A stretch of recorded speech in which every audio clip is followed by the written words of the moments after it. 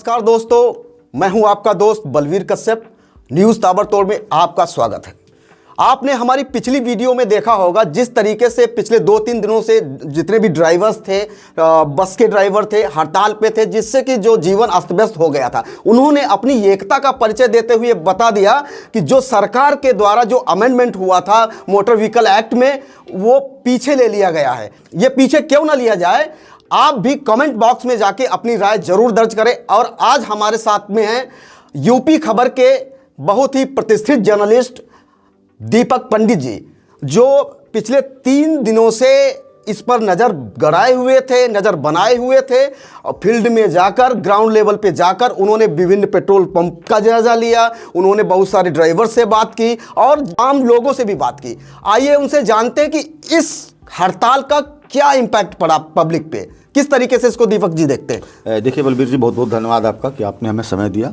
अगर हम बात करें तो जो बस और ट्रक के ड्राइवर्स होते हैं, इनको लोग बड़ी हीन भावना के साथ देखते हैं। अमूमन जब कोई हादसा हो जाता था तो ट्रक ड्राइवर्स हो या हम हो या आप हो, आज हमें लगता है कि हर घर में एक व्यक्ति जरूर ड्राइवर होगा, क्योंकि जिसकी जेब में डीएल है वो ड्राइवर है और उसी को हम ड्राइवर मानते हैं। तो हिट एंड रन जो कानून है, उसमें कहीं पर भी अगर हादसा होता है तो स्वाभाविक रूप से आदमी भागता ही है।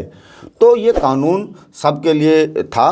बताते हैं कि लोकसभा में इसको पास करा लिया गया था और आगे पास कराने की संभावना थी। उससे पहले ड्राइवर्स को इसको पता लगा और पूरे देश के अंदर करीब 10 ऐसे राज्य रहे जहां पर ड्राइवरों ने इसका भरसक विरोध किया और 3 दिन के लिए हड़ताल घोषित की गई थी। जी। पिछले 2 दिनों में ही देश के जो विकास का पहिया था वो थम गया। जी। हमने कल पलिया में देखा कवरेज के दौरान कि पेट्रोल के लिए मारामारी थी। पलिया में 5 पेट्रोल पंप हैं और 5 में से 4 पेट्रोल पंप ड्राई हो गए थे।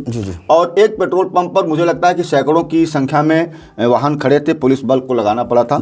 100 रुपए का तेल मिल रहा था। उसके बाद मैं जब देर रात को लखीमपुर में पहुंचा तो लखीमपुर में कमोबेश यही स्थिति थी। अगर हम बात सब्जी मंडी की करें तो जो आलू 20 रुपए का 3 किलो बिकता था, कल वो 30 रुपए किलो बिक रहा था।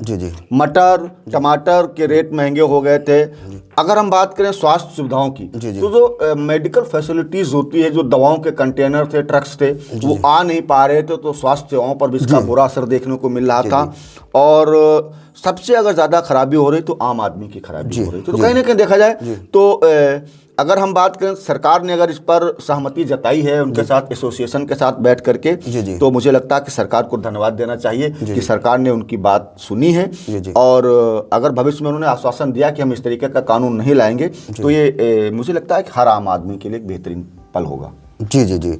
ये जैसे कि आपने बताया कि अगर मेडिकल फैसिलिटी की बात करें या कुछ मतलब जो दैनिक यूज करने वाली जो वस्तुओं की बात करें, वहाँ पे तो समस्या क्रिएट ही हो गई थी। लेकिन हम भी जो फील्ड में, जब हमने भी फील्ड में जाके देखा कि सबसे बड़ी समस्या उन यात्रियों को हुई। यातायात न चलने की वजह से बहुत सारे टीचर जो है अपने स्कूल नहीं जा पा रहे थे, स्टूडेंट अपने एग्ज़ाम देने नहीं जा पा रहे थे, बहुत सारे डॉक्टर्स हॉस्पिटल पे नहीं जा रहे थे। इस पर आपकी क्या प्रतिक्रिया है? देखिए, कुछ पल के लिए तो ऐसा लगा कि शायद हम लॉकडाउन की तरफ चले गए हैं। जी। कर्फ्यू जैसे हालात नजर आए, सड़कें सुनसान थी।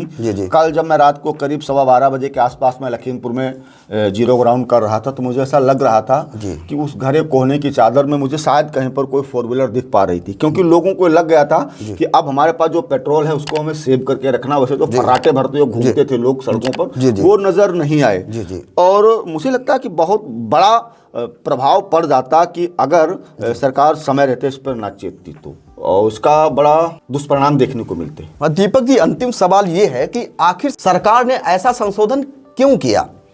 कुछ इसका क्या कारण हो सकता है कि ये पब्लिक को और ज़्यादा सेफ बनाना चाह रहे थे कि जो हादसे टाले जा सके? कभी कभी क्या होता है कि दुर्व्यसन के चक्कर में या एक प्रतिशोध के चक्कर में भी हादसे हो जाते हैं, या ड्रिंक एंड ड्राइव के दौरान भी। अभी चाय की गुमटी में था, एक बताना चाहूँगा आपको, लोग परिचर्चा कर रहे थे इस पर कि कह रहे थे कि सरकार जो ये बिल शायद दोबारा लाए, क्योंकि इनकी एकता ने उनको अभी तो बैकफुट पे ला दिया है।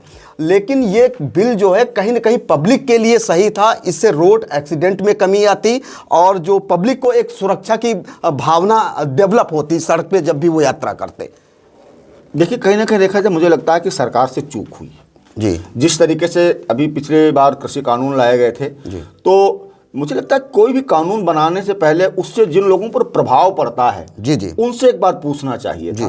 जैसे कृषि तो मतलब कानून पब्लिक बने थे, ओपिनियन इनको लेना चाहिए था। पब्लिक ओपिनियन नहीं, ड्राइवर्स एसोसिएशन से बातचीत करनी चाहिए थी। जी जी साथ साथ अगर वो पॉलिसी भी ला देते कि मान लो हिट एंड रन में हमेशा हर आदमी छोड़ के ही भागता है, करेक्ट, लेकिन जी। अगर मान लो कहीं मॉब लिंचिंग हो जाए, जी जी ड्राइवर ने सोचा कि चलो हम इसको अस्पताल पहुंचा देते हैं और भीड़ आक्रामक हो जाती है, और भीड़ ने अगर कहीं ड्राइवर को मार दिया तो सरकार अगर एक पॉलिसी लेके आती है कि अगर ऐसे में नहीं driver Deepak ji, mob lynching पे भी एक पॉलिसी आ रही है, एक प्रावधान आ रहा है। अगर मॉब लिंचिंग अगर ये साथ में आ जाती तो ज्यादा बेटर होता कि अगर किसी दुर्घटना में ड्राइवर की ही मौत हो जाती तो सरकार अमूमन होता है कि जो बसें होती हैं, बसों में ड्राइवर होता है, उसके साथ साथ कंडक्टर होता है, लेकिन उसका जो हेल्पर होता है वो कहीं रजिस्टर्ड नहीं होता मोटर ऑपरेटर्स के यहाँ। जो ट्रक चलते हैं, ट्रक में सिर्फ ड्राइवर इंगित होता है, उसका जो खलासी होता है वो कहीं रजिस्टर्ड नहीं होता है। तो सरकार अगर ये प्रावधान ले आती कि अगर चालक और परिचालक उसमें इन्वॉल्व रहेगा तो कहीं ना कहीं खलासी को भी जगह दी जाए, जो कि सबसे निचला मोटर लाइन में एक कर्मचारी होता है जिसकी डेली की दिहाड़ी 150 से 200 रुपए होती है। तो सरकार अगर कह देती कि कहीं दुर्घटना में इनमें से भी अगर किसी की मौत होती है तो सरकार उनके लिए बेहतरीन बीमा पॉलिसी लाती है। और अगर सब कुछ ड्राइवर्स को ही देना पड़ेगा तो फिर बीमा कंपनियों का महत्व क्या रहेगा? हाँ, खत्म हो जाएगा, खत्म हो जाएगा, बीमा कंपनियों का महत्व खत्म हो जाएगा। तो इसलिए सरकार को कहीं ना कहीं देखना चाहिए था कि जो ट्रक ऑपरेटर्स या बस ऑपरेटर्स एसोसिएशन थे, इनके साथ बैठ करके बातचीत करते और उसके बाद अगर सहमति बनती तो कानून लाते तो शायद कुछ और बेहतर हो सकता था। जी, अखबारों की अगर बात करें तो अखबारों में सीधे तौर पे दिया है कि लगभग 1800 करोड़ का जो मतलब घाटा हुआ है ये ट्रकों के चक्के जाम होने से। अगर कहीं ये कंटिन्यू हो जाता, अगर सरकार इसको वापस ना लेती तो इसके बहुत ही गंभीर परिणाम पड़ सकते थे।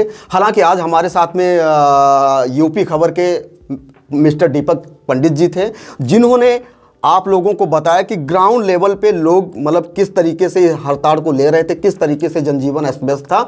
न्यूज़ ताबड़तोड़ में बने रहने के लिए धन्यवाद।